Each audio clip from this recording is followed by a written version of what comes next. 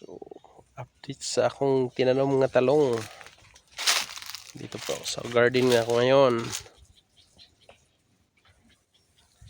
Dito sa gilid, yung ampalaya. Yan lang yung natira ng ampalaya ko. Sa sobrang init. Tapos dito sa kabila, yung okra. So, yung talong ko palang tanim, nag-umpisa na siyang namunga. Kita niyo, may bunga na siya. So, sana may ulan. So, kanina nagbubo kami.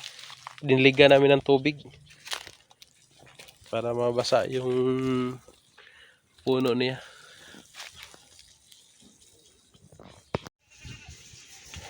Ito yung agbati. Matagal na ito yung agbati ko. So, ini na madaming dahon. Agbati okra. Makita mo yung mga itim-itim, ano yun eh, latok. So, nilagyan ko kasi sobrang init. So, nilagyan ko ng ganun. Pangpataba din yan eh. Ganda tingnan yung talong ko.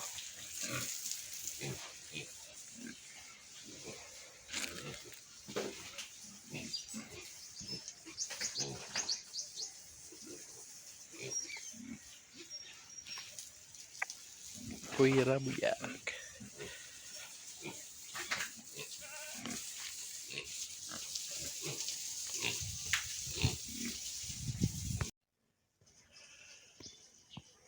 Duluya sa mais nga walay ulan. So nasa tayo gamay nga taongan dari nga dapita. May gamay nga taongan.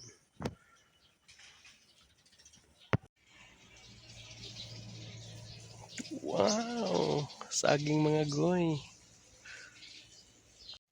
So, limonsito na to dire. Buyag daghang bunga. Ang daming bunga.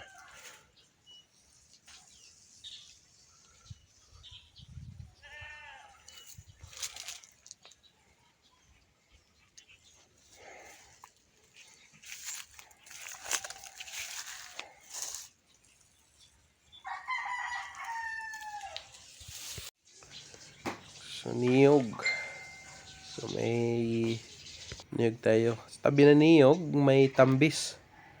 Kaming tinanim dito. So, may bunga na din.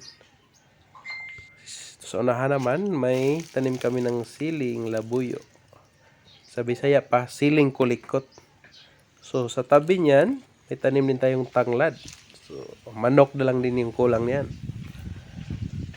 Sa banda sa gilid, may nakahilira din na mga niyog dyan.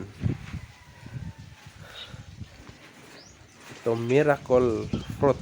So, may bunga na ding miracle fruit natin mga kaibigan. So, tabi ng miracle fruit, may niyog na naman.